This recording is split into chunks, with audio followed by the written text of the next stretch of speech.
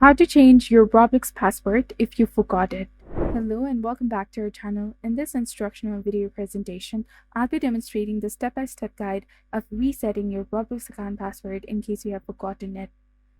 It is a straightforward and rapid procedure, so ensure that you pay close attention.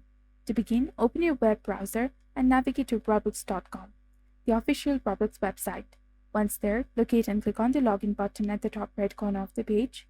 You will then be directed to the login page, which may appear in the Portuguese. However, if you're using an English version, you will find an option that says I forgot my password or my ID. Click on this option. Next, enter the email address associated with your Roblox account, the same one you used during the account creation process. After submitting your email, an email will be sent to that address. Access your email box, locate the email from the Roblox, and click on the link provided to initiate the password reset process.